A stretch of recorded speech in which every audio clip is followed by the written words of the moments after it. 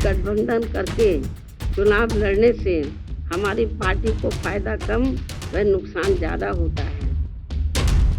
नमस्कार, मैं हूं आपके साथ मनीषा सिंह और आप देख रहे हैं एबीपी गंगा। हाल ही में अपने जन्मदिन पर बसपा सुप्रीमो मायावती ने बड़ा ऐलान किया था कि लोकसभा चुनाव में वो अकेले मैदान में उतरेगी, जिसके बाद इंडिया गठबंधन की राह मुश्किल हो गई है। कांग्रेस लगातार बसपा को साथ लाने की कोशिशें कर रही थी, लेकिन उनके ऐलान ने विपक्ष को उनकी कोशिशों को तगड़ा झटका दे दिया है।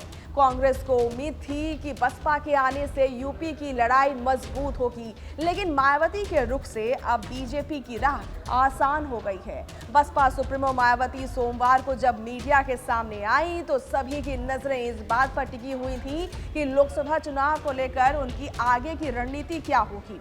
कयास इस बात के भी लगाए जा रहे थे कि मायावती इंडिया गठबंधन के साथ जाने का फैसला कर सकती हैं। अगर ऐसा होता तो यूपी में बीजेपी और विपक्ष के बीच सीधी टक्कर होती, लेकिन ऐसा नहीं हुआ। मायावती के ऐलान के बाद अब मुकाबला त्रिकोणीय हो गया है। मायावती के इस फैसले का असर 2024 के चुनाव में जरूर होगा, क्योंकि बसपा सीटों के मामले में भले ही मजबूत ना हो, लेकिन वोट बैंक के मामले में वो काफी मजबूत है। बसपा का एक वोट बैंक है जो हमेशा साथ दिखाई देता है। आंकड़ों के मुताबिक साल 2014 के लोकसभा में भले ही बसपा एक भी सीट ना मिली हो बसपा को, लेकिन पार्टी को 19.77% वोट मिला, जबकि 2017 विधानसभा चुनाव में बसपा को 19 सीटों पर जीत मिली और वोट 22.23% रहा।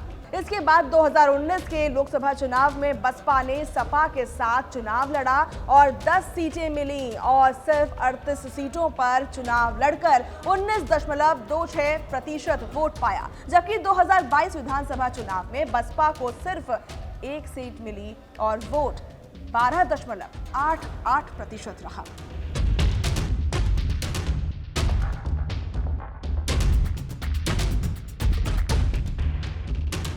भारत की बात रोहित सिंह सावल के साथ सिर्फ एबीपी न्यूज पर।